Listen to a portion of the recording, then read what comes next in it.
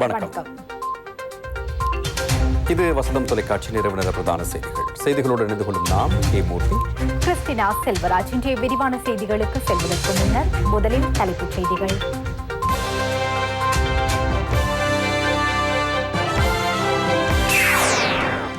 சபாநாயகர் உள்ளிட்ட 10 உறுப்பினர்களுக்கு நெகட்டிவ். ஈஸ்டர் தாக்குதலை தடுப்பதற்கு முயற்சிக்கவில்லை.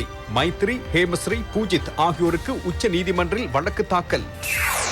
கூட்டுறவு மொத்த விற்பனை நிலையத்திற்கு நட்டம் ஏற்படுத்தியதாக கூறி அமைச்சர் ஜோனிக்கு எதிராக தாக்கல் செய்யப்பட்ட வழக்கு தள்ளுபடி. தொலைக்காட்சியின் தாய் வீட்டினூடாக LPL பார்த்த கிரிக்கெட் ரசிகர்களுக்கு T10ஐயும் வழங்க ITN தயார். பைடனின் கொரோனா நிவாரண பொதியை தொடர்ந்து உலக சந்தையில் மசகு எண்ணெயின் விலை அதிகரிப்பு.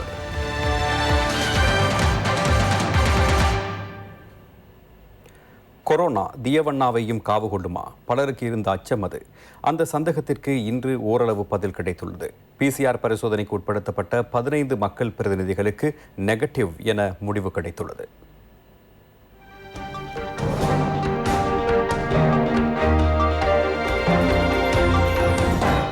இதே நேரம் இலங்கையில் கொரோனா தொற்றிய 512 பேர் குணமடைந்து வைத்தியசாலைகளிலிருந்து வெளியேறியுள்ளனர். நேற்றைய தினம் மேலும் 4 கொரோனா மரணங்கள் சம்பவித்துள்ளன. இதன் அடிப்படையில் இலங்கையில் 251 மரணங்கள் சம்பவித்துள்ளன. இலங்கையில் கொரோனா தொற்றியவர்களின் எண்ணிக்கை 50,000 தாண்டியுள்ளது.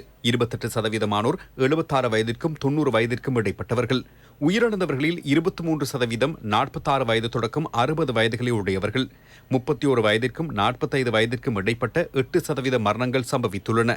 90 வயதிலும் கூடிய மரண விகிதாசாரம் 2%. 15 வயதிலும் குறைந்த மரண விகிதாசாரமானது 1%. 16 வயதிற்கும் 30 வயதிற்கும் இடைப்பட்ட மரணங்கள் 1% காணப்படுகின்றன. 1 மில்லியன் சனத்தொகைக்கு கொரோனா தொற்றாளர்களை நோக்கும் போது இலங்கையின் நோயாளர்கள் எண்ணிக்கை 2304 ஆகும். இந்தியாவில் இவ்வெண்ணிக்கை 7573, சிங்கப்பூரில் 10,062.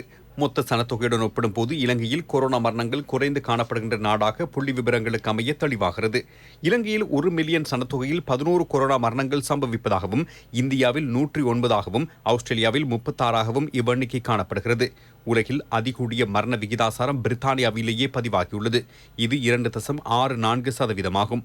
பிரேசிலில் 2.49%, ரஷ்யாவில் 1.83% காணப்படுகிறது. அமெரிக்காவில் கொரோனா மரணங்கள் 1.67%, இந்தியாவில் 1.44% காணப்படுகின்றன. இலங்கையில் இது 0.49%. கொரோனா நோயாளர்கள் குணமடையும் விகிதாசாரத்தை நோக்கும் போது இலங்கையில் சிறந்த மட்டத்தில் காணப்படுகிறது. அதில் முன்னணியில் இருக்கும் நாடு இந்தியாவாகும். அங்கு 96.53% காணப்படுகிறது. இதற்கு அடுத்தபடியாக உள்ள பிரேசிலில் 88.15%. குணமடைந்தோரின் விகிதாசாரம் படி ரஷ்யா 82.65 விகிதத்திலும், அமெரிக்காவில் 59.17%, பிரிட்டனில் 43.16 விகிதமாகவும் காணப்படுகிறது. முப்படையினரால் நிர்வகிக்கப்படுகின்ற 81 மத்திய நிலையங்களில் 6,790 பேர் தொடர்ந்தும் தனிமைப்படுத்தப்பட்டுள்ளனர். ஒரு சில நாடுகளிலிருந்து நேற்று வருகை தந்தவர்களும் தனிமைப்படுத்தப்பட்டுள்ளனர். சவுதி அரேபியா, கொரியா, ஓமான், மாலைத்தீவு, துபாய் மற்றும் கட்டார் போன்ற நாடுகளிலிருந்து 645 பேர் நாடு திரும்பினர். அத்துடன் நேற்றைய தினம் 14,565 PCR பரிசோதனைகள் மேற்கொள்ளப்பட்டன. இன்று காலை வரை 670 பேர் தொற்றாளர்களாக இனங்காணப்பட்டதாக கோவிட் பரவலை தடுக்கும் தேசிய செயற்பாட்டு மத்திய நிலையம் தெரிவிக்கிறது. இவர்கள் அனைவரும் உள்நாட்டைச் சேர்ந்தவர்கள். இனங்காணப்பட்டவர்களில் கூடுதலானோர் கொழும்பு மாவட்டத்திலிருந்தே பதிவாகியுள்ளனர். அவ்வெண்ணிக்கை 214 ஆகும். கம்பஹா மாவட்டத்திலிருந்து 116 பேரும், கண்டியிலிருந்து 90 பேரும், ஏனைய மாவட்டங்களிலிருந்து 250 பேரும் இனங்காணப்பட்டுள்ளனர்.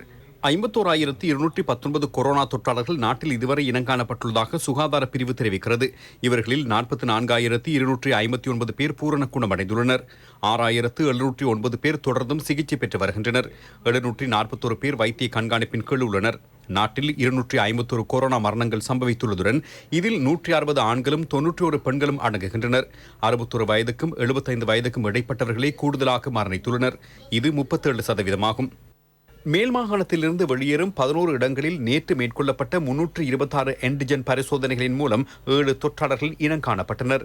தனிமைப்படுத்தல் சட்டங்களை மதிக்காது இயங்கிய 450 நிறுவனங்களுக்கு எதிராக சட்ட நடவடிக்கை எடுக்கப் போவதாக போலீசார் தெரிவிக்கின்றனர். 326 பேர் ரேபிட் ஆன்டிஜன் பரிசோதனைக்கு உட்படுத்தப்பட்டனர். இவர்களுள் 7 பேர் கொரோனா தொற்றாளர்கள் என கண்டுபிடிக்கப்பட்டனர். இவர்களோடு தொடர்புபட்டவர்கள் தேடப்பட்டு வருகின்றனர். மேல் மாகாணத்திற்கு வெளியே முகக்கவசம் இல்லாத 24 பேர் கைது செய்யப்பட்டனர். இதுவரை 2514 பேர் கைது செய்யப்பட்டனர். மேல் மாகாணத்தில் உள்ள அலுவலகங்கள் மற்றும் சேவைகளை வழங்கும் இடங்கள் சோதனையிடப்படுகின்றன. මුළු සංඛ්‍යාව 2514ක් පමණ වෙනවා. බස්නාහිර පළාතේ පිහිටි කාර්යාල ඒ වගේම සේවා සපයන ස්ථාන පරීක්ෂා කිරීම සිදු කරනවා. நேற்று முன்தினம் பிசிஆர் பரிசோதனைகள் மேற்கொள்ளப்பட்ட 15 பாராளுமன்ற உறுப்பினர்களில் எவருக்கும் கொரோனா தொற்றவில்லை என பரிசோதனை முடிவுகளின் மூலம் உறுதி செய்யப்பட்டுள்ளது. ராஜாங்க அமைச்சர் தயாசிரி ஜெயசேகர், பாராளுமன்ற உறுப்பினர் ரவுஃப் ஹக்கீம், அமைச்சர் வாசுதேவ நாணயக்கார் ஆகியோர் கொரோனா தொற்றியதை அடுத்து பாராளுமன்ற உறுப்பினர்கள் மற்றும் பாராளுமன்ற ஊழியர் குழாமிடம் பிசிஆர் பரிசோதனைகள் மேற்கொள்ளப்பட்டன. இன்றைய தினம் மேலும் பலர் பிசிஆர் பரிசோதனைக்கு உட்படுத்தப்பட்டனர். சபாநாயகர் மஹிந்த அபிவர்தன, அமைச்சர் காமினி லோக்குகே, ராஜாங்க அமைச்சர் பிரசன்ன ரணவீர, பாராளுமன்ற உறுப்பினர்களான செனவிரத்ன, சந்திம வீரக்குடி, ஜயந்த் கெட்டகொட, குணத்திலக்கு ராஜபக்ச, பாட்லி சம்பிக்கரானவக்கு, சரத் பொன்சேகா, ரஞ்சித் மத்தும பண்டாரு, துஷார இந்துனில், வடிவேல் சுரேஷ், திஸ்ஸ அத்தநாயக்கு, ஜேசி அலவத்துவல ஆகியோருக்கு கொரோனா தொற்றவில்லை என பாராளுமன்ற தொலைத்தொடர்பு பிரிவு தெரிவிக்கிறது. கொரோனாவை கட்டுப்படுத்துவதற்காக வெளிநாடுகளில் தயாரிக்கப்பட்டுள்ள தடுப்பூசிகள் குறித்து ஆராய்ந்து வருவதாக மருத்துவ நிபுணர் ஹேமந்த் ஹேரத் குறிப்பிட்டுள்ளார். இந்த தடுப்பூசிகள் எதற்கும் 100% அனுமதி கிடைக்கவில்லை. உலக சுகாதார ஸ்தாபனமும் ஏனைய ஒழுங்குபடுத்தல் நிறுவனங்களும் இவற்றை ஆராய்ந்து வருகின்றன. இந்த தடுப்பூசி ஒன்றையோ அல்லது மொத்தமாகவோ இலங்கைக்கு கொண்டு வருவதாக இருந்தால் அதற்கும் ஒரு ஒழுங்குமுறை உண்டு. அவை பின்பற்றப்பட வேண்டும்.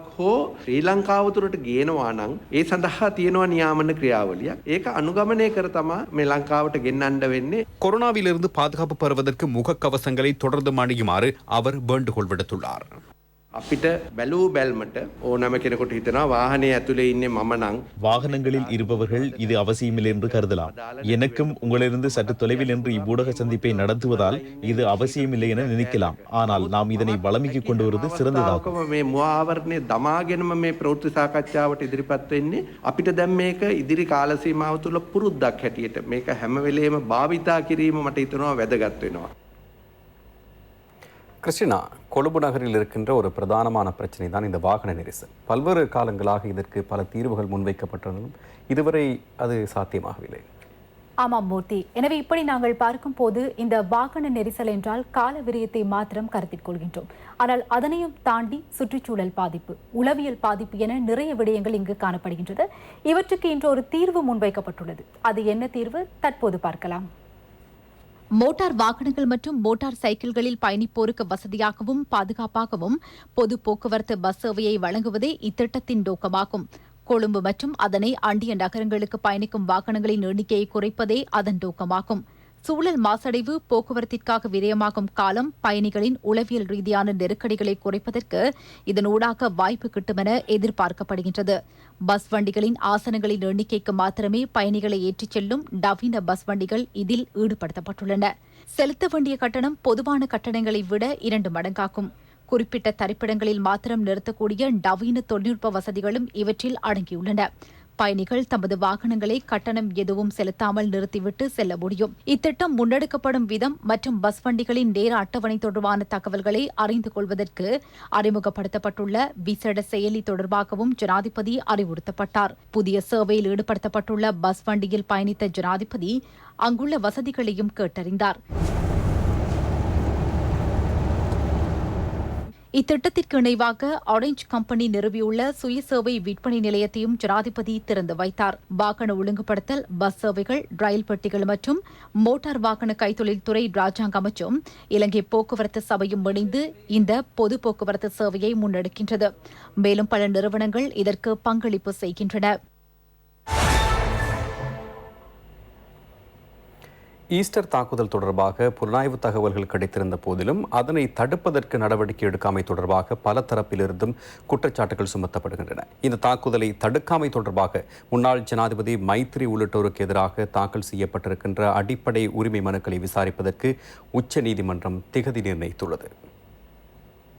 உயிர்த்த ஞாயிறு பயங்கரவாத தாக்குதல் தொடர்பாக போதியளவு புலனாய்வு தகவல்கள் கிடைத்திருந்த போதும் அதனை தடுப்பதற்கு செயற்படாததன் மூலம் அடிப்படை மனித உரிமைகள் மீறப்பட்டுள்ளதாக குற்றம் சுமத்தி முன்னாள் ஜனாதிபதி மைத்திரிபால சிறிசேன, முன்னாள் பாதுகாப்பு செயலாளர் ஹேமசிறி பெர்னாண்டோ மற்றும் முன்னாள் போலீஸ் மா அதிபர் பூஜித் ஜெயசுந்தர் ஆகியோருக்கு எதிராக மனு தாக்கல் செய்யப்பட்டது.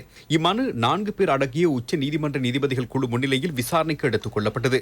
குறித்த மனு மீதான விசாரணையை மார்ச் 8, 9 மற்றும் 10 தேதிகளில் முன்னெடுக்க நீதிபதிகள் குழு இதன்போது தீர்மானித்தனர். இதன் பிரதிவாதியாக முன்னாள் பாதுகாப்பு பதவி நிலை உத்தியோகத்தர் ரவீந்திர விஜயகுணவர்தன மற்றும் முன்னாள் கடற்படை தளபதி பியால் டி சில்வா ஆகியோர் சார்பில் ஆஜராகிய சட்டத்தரணி கருத்து தெரிவிக்கையில், தமது கட்சிக்காரர்கள் சார்பில் சட்டமா அதிபர் ஆஜராகாமையினால் தான் நீதிமன்றத்தில் விளக்கமளிப்பதாக தெரிவித்தார். தமது கட்சிக்காரர்கள் சார்பில் சட்டமா அதிபர் இதுவரை ஆட்சேபனைகளை தெரிவிக்காததனால் இதற்கென தினம் ஒன்றை பெற்றுத் தருமாறு இவர் நீதிமன்றத்தை கோரினார். இதற்கமைய குறித்த ஆட்சேபனையை பிப்ரவரி 8 தேதி தாக்கல் செய்யுமாறு நீதிமன்றம் தெரிவித்தது. இவ்வாட்சேபனைகளுக்கு மறு ஆட்சேபனைகள் இருந்தால் அவற்றை பிப்ரவரி 15 தேதிக்கு முன்னர் தாக்கல் செய்யுமாறு மனுதாரர்களுக்கு அறிவித்தது.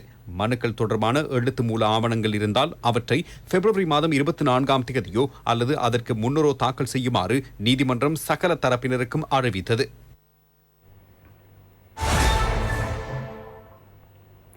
2010 ஆண்டு தொடக்கம் 2014 ஆண்டு வரையான காலப்பகுதியில் அரசாங்கத்திற்கு 4 கோடி ரூபாய் நட்டம் ஏற்படுத்தியதாக தெரிவித்து அப்போதைய அமைச்சர் ஜான்ஸ்டன் பெர்னாண்டோவுக்கு எதிராக வழக்கு தாக்கல் செய்யப்பட்ட விதம் சட்டத்திற்கு முரணானது என நீதிமன்றம் இன்று தீர்ப்பளித்தது.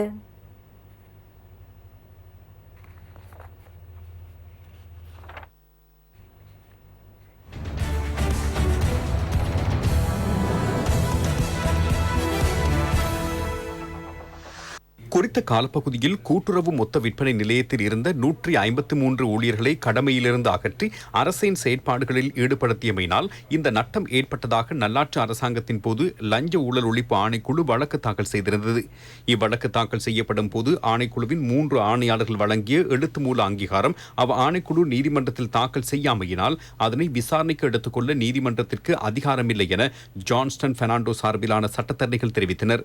இவ்வழக்குக்கு எதிராக ஜான்ஸ்டன் பெர்னாண்டோ சமர்ப்பித்த மீள் சீர்திருத்த மனுவை ஏற்றுக்கொண்ட கொழும்பு மேல் நீதிமன்ற நீதிபதி மஞ்சுளா திலகரத்ன வழக்கு தாக்கல் செய்யப்பட்டுள்ள விதம் சட்டத்திற்கு முரணானது என தீர்ப்பளித்தார். இது தொடர்பாக மேலதிக நடவடிக்கைகளுக்காக வழக்கு தீர்ப்பை கொழும்பு மேஜிஸ்ட்ரேட் நீதிமன்றத்தில் தாக்கல் செய்யுமாறும் உத்தரவிடப்பட்டது.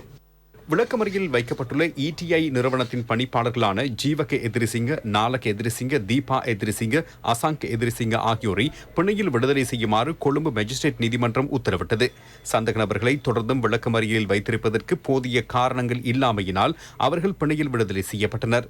சந்தக நபர் ஒருவருக்கு தலா 10 லட்சம் ரூபாய் ரொக்கப்பிணையும் 50 லட்சம் ரூபாய் பெறுமதியான 2 சரீர பிணைகளிலும் அவர்கள் விடுதலை செய்யப்பட்டனர். அவர்களின் வெளிநாட்டு பயணங்களும் தடை செய்யப்பட்டன. ஆயுட்கால சிறை தண்டனை வழங்கப்பட்டிருந்த போது ஜனாதிபதியின் பொது மன்னிப்பினால் விடுதலையாகிய சங்கிக்குரிய ஊவத்தென்ன சுமன தேரர் வெலிக்கட சிறைச்சாலையிலிருந்து இன்று வெளியேறினார். சிறைச்சாலையிலிருந்து வெளியேறிய தேரர் மாளிகாவத்த போத்திராஜராமயவுக்கு சென்றபோது அவருக்கு அங்கு வரவேற்பு வழங்கப்பட்டது.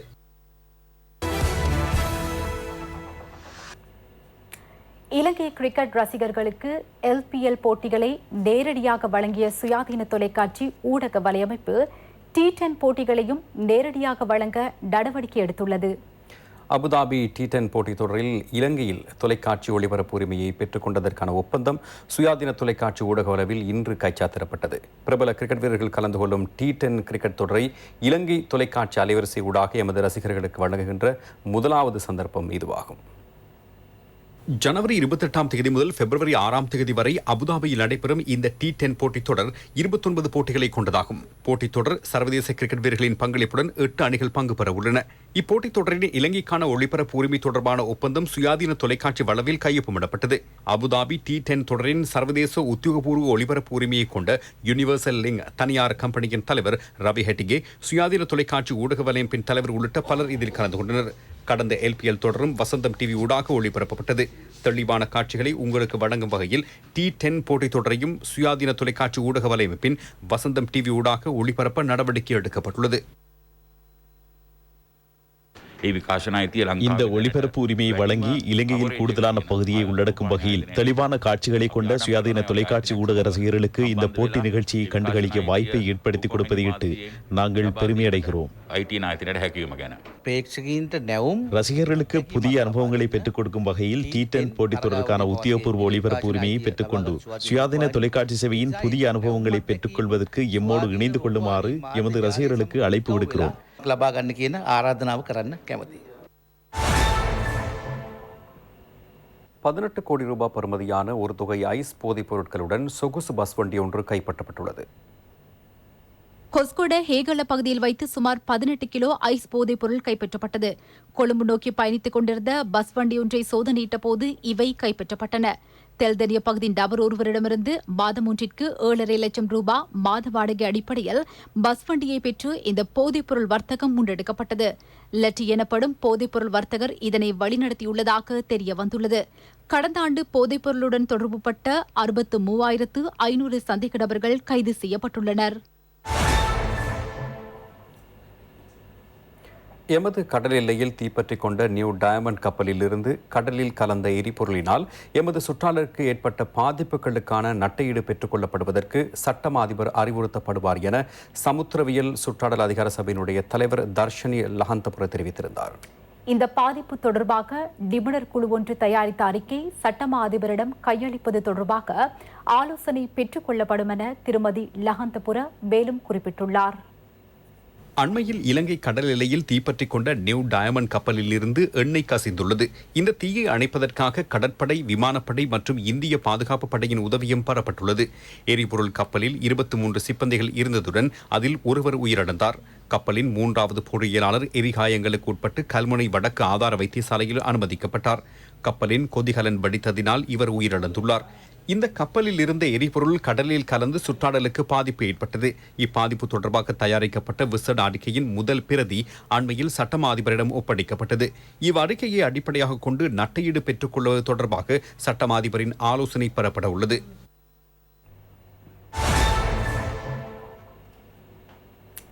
சில காலம் தடைப்பட்டிருந்த கிராமங்களின் அபிவிருத்தி மீண்டும் ஆரம்பிக்கப்பட்டுள்ளது. வீதிகள், மதகுகள் மட்டுமன்றி சகல துறைகளிலும் அபிவிருத்திகள் இடம்பெறுகின்றன. தற்போதைய அரசாங்கம் ஆரம்பித்த சப்ரிகம வேலை திட்டம் கிராமங்களின் அபிவிருத்திக்கு சிறந்த முன்னுதாரணமாகும். சப்ரிகம அபிவிருத்தி திட்டத்தின் கீழ் நாடு முழுவதிலும் பல்வேறு அபிவிருத்தி பணிகள் முன்னெடுக்கப்பட்டுள்ளன. கேகாலை மாவட்டத்தின் அருணாநாயக்க தொகுதியில் மாத்திரம் 2137 திட்டங்கள் முன்னெடுக்கப்படுகின்றன. இன்னும் 10 திட்டங்கள் மாத்திரமே எஞ்சியுள்ளன. இதற்கென 1146 மில்லியன் ரூபாய் செலவிடப்பட்டுள்ளது. மாவனல்ல, ஹேவாதிவல, மகாகம வீதி காப்பற்றிடப்பட்டு அபிவிருத்தி செய்யப்படுகின்றன. 2.4 கிலோமீட்டர் வீதி அபிவிருத்தி செய்யப்படுவதனூடாக ஹேவாதிவல, வலிகந்த, மகாகம, கப்வெல ஆகிய கிராமங்களில் உள்ள மக்கள் நன்மையடையுள்ளனர். இதே நேரம் கிரிவெல்லாப்பிட்டிய, ஈரியகொல்ல வீதியும் காப்பற்றிடப்பட்டு அபிவிருத்தி செய்யப்படுகின்றது. 4 கிலோமீட்டர் வீதி இவ்வாறு அபிவிருத்தி செய்யப்பட உள்ளது. இவ்வாறான அபிவிருத்தி திட்டங்களூடாக பெரும் எண்ணிக்கையிலானோர் நன்மையடையுள்ளனர்.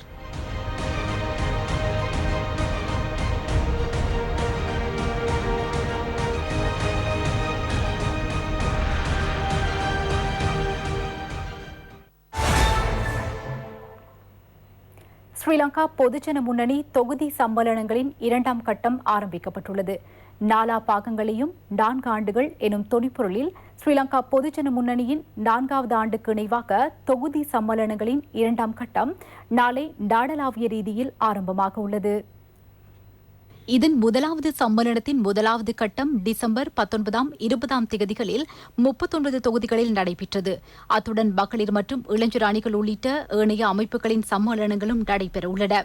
நாட்டில் காணப்பட்ட கொரோனா தொற்று காரணமாக ஸ்ரீலங்கா பொதுஜன முன்னணியின் 4வது ஆண்டு நிறைவு வைபவங்களை கால வரையறையின்றி ஒத்திவைக்க கட்சியின் ஸ்தாபகர் பெசில் ராஜபக்ஷ ஆலோசனை வழங்கியிருந்தார். இதன் அடிப்படையில் ஏற்பாடு செய்யப்பட்ட தொகுதி சம்மேளனம், மாவட்ட சம்மேளனம், அகில இலங்கை சம்மேளனம் ஆகிய சகலவற்றையும் நிறுத்த கட்சி தீர்மானித்தது. இதன் அடிப்படையில் கொழும்பு மாவட்டத்தை பிரதிநிதித்துவப்படுத்தும் வகையில் மகரகம, ரத்மலான, மொரட்டுவை ஆகிய தொகுதிகளில் சம்மேளனங்கள் இடம்பெற்றன. சப்ரகம்போ மாகாணம், தென் மாகாணம், மத்திய மாகாணம் ஆகியவற்றிலும் சம்மேளனங்கள் நடைபெறவுள்ளன. கடந்த கால் நூற்றாண்டுக்கும் மேற்பட்ட காலம் தமிழ் தேசிய கூட்டமைப்பின் அதிகாரத்தில் இருந்த உப்புவெளி பிரதேச சபையின் அதிகாரத்தை ஸ்ரீலங்கா பொதுஜன முன்னணி கைப்பற்றியுள்ளது. உள்ளூராட்சி தேர்தல் வரலாற்றின் ஆரம்பம் முதல் தமிழ் தேசிய கூட்டமைப்பின் அதிகாரத்திலிருந்த உப்புவெளி நகர பிரதேச சபையின் அதிகாரத்தை ஸ்ரீலங்கா பொதுஜன முன்னணி பெற்றுள்ளது. அந்த பிரதேச சபையின் தவிசாளராக RATST ரத்நாயக்க இன்று முற்பகல் கடமைகளை பொறுப்பேற்றுக் கொண்டார். திருகோணமலை மாவட்டத்தில் 13 உள்ளூராட்சி நிறுவனங்கள் உள்ளன. உப்புவெளி நகர பிரதேச சபையில் 22 உறுப்பினர்கள் உள்ளனர். 2018ஆம் ஆண்டு நடைபெற்ற உள்ளூராட்சி மன்ற தேர்தலில் தமிழ் தேசிய கூட்டமைப்பு 7 உறுப்பினர்களுடன் அதிகாரத்தை அமைத்தது. கடந்த ஆண்டு வரவு செலவு திட்ட பிரேரணை 2 தடவைகள் தோல்வியடைந்ததை தொடர்ந்து தமிழ் தேசிய கூட்டமைப்பு அதிகாரத்தை இழந்தது. இன்றைய தினம் இடம்பெற்ற வாக்கெடுப்பில் பெரும்பான்மையை பெற்ற பொதுஜன பெரமுனவை பிரதிநிதித்துவப்படுத்தும் RATST ரத்நாயக்க தவிசாளராக நியமிக்கப்பட்டார். ஸ்ரீலங்கா பொதுஜன முன்னணி சகோதர கட்சிகளுடன் இணைந்து 12 ஆசனங்களையும் தமிழ் தேசிய கூட்டமைப்பு 10 ஆசனங்களையும் பெற்றுள்ளது. தமிழ் மக்களின் தைப்பொங்கல் திருநாளை அடுத்து வரும் பட்டிப்பொங்கல் நாளான இன்று பசுக்களுக்கு நன்றி செலுத்தும் வகையில் சிறப்பு நிகழ்வுகள் இடம்பெறுகின்றன. மாட்டுப்பொங்கல் என்பது தைப்பொங்கல் நாளின் மறுநாள் தமிழர்களால் கொண்டாடப்படும் ஒரு பண்டிகையாகும். இது பட்டிப்பொங்கல் அல்லது கன்று பொங்கல் எனவும் அழைக்கப்படுகிறது. மக்களின் வாழ்வில் ஒன்றிய பசுவுக்கு நன்றி தெரிவிப்பதற்காகவும் பசுக்களின் சகல தேவர்களும் இருப்பதாலும் பசுக்களை வணங்கி வழிபடும் நாளாக கொண்டாடப்படுகின்றது. இன்றைய நாளில் மாடுகள் கட்டும் தொழுவத்தினை சுத்தம் செய்து கால்நடைகளை குளிப்பாட்டுவார்கள். மாடுகளின் கொம்புகள் சீவப்பட்டு பளபளக்கும் வகையில் வண்ணம் பூசி கூரான கொம்பில் குஞ்சம் அல்லது சலங்கை கட்டிவிடுவார்கள். கழுத்துக்கு தோளிலாலான வாறுப்பட்டையில் சலங்கை கட்டி அழகுபடுத்துவார்கள். குங்கும பொட்டிட்டு புதிய மூக்கணாங்கயிறு தாம்பு கயிறு அணிவித்தும் தயார் செய்வார்கள். உழவு கருவிகளை சுத்தம் செய்து சந்தனம் குங்குமம் வைப்பார்கள். விவசாயத்தில் பயன்படுத்தப்படும் அனைத்து கருவிகளையும் இதே போல செய்வார்கள். தாம்பழ தட்டுகளில் தோட்டம் மற்றும் காடுகளில் விளைந்த பயிர் பச்சைகளை வைத்தும் தேங்காய் பூ பழம் நாட்டு சர்க்கரை என எல்லாம் பூஜைக்காக எடுத்து வைப்பார்கள். தொழுவத்திலேயே பொங்கல் பொங்கி கற்பூர தீபாராதனை காட்டப்படும். இதன் பின் பசு காளை எருமை என அனைத்து கால்நடைகளுக்கும் பொங்கல் பழம் கொடுப்பார்கள். இதேவேளை தமிழ்நாட்டின் தென் மாவட்டங்களில் காளை பிடிக்கும் ஜல்லிக்கட்டு விளையாட்டு இந்நாளில் நடைபெறுவது வழக்கம்.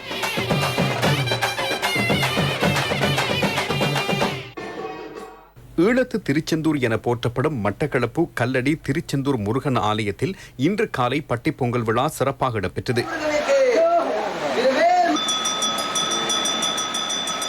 மக்களின் வாழ்வில் ஒன்றர கலந்த பசுவுக்கு நன்றி தெரிவிப்பதற்காகவும் பசுக்களை வணங்கி வழிபடும் நாளாக இது கருதப்படுகிறது.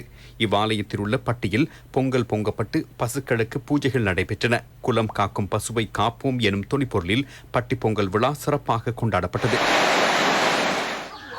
பட்டிப்பொங்கலை முன்னிட்டு பசுக்களை குளிப்பாட்டி மலர் மாலை அணிவித்து மாடுகளின் கொம்புகள் சீவப்பட்டு பளபளக்கும் வகையில் வண்ணம் பூசி கூரான கொம்பில் குஞ்சம் அல்லது சலங்கை கட்டி கழுத்திற்கு தோளிலான வார்பட்டையில் சலங்கை கட்டி அழகுபடுத்தினர்.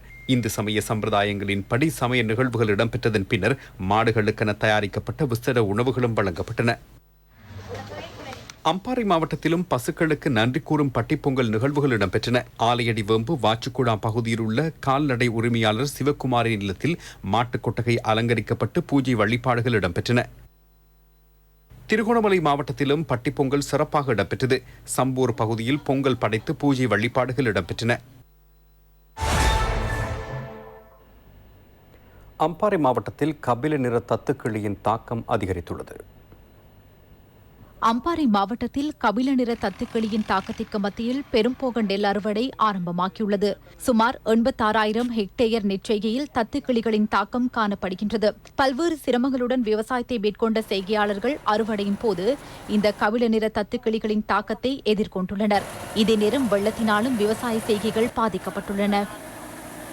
குட்டைக்கு எடுத்து பூமி வெள்ளாமை செஞ்சு இதுக்கு இல்லைன்ற எண்ணெய் பசைகளை எல்லாம் அடித்து இதஞ்சி நான் கணக்க கஷ்டப்பட்டு செஞ்சேன். கிடந்த ஈடெல்லாம் வச்சு தான் நான் இந்த வெள்ளாமையை செஞ்சேன். இப்போ வெட்டுற காலத்தில் அரைக்குட்டி அடித்து சாதா ஒன்றும் இல்லை எங்க பாருங்க வெறும் பழக்கடா நிற்கல அரசாங்கம் நான் எனக்கு என்னென்ன உதவி செய்யணும் நானும் கேண்ட முயற்சி எடுத்து பார்த்தேன். விளைச்சல் என்னன்னு பட்டுறதுக்கு ஒரு 4-5 நாள் இருக்கு.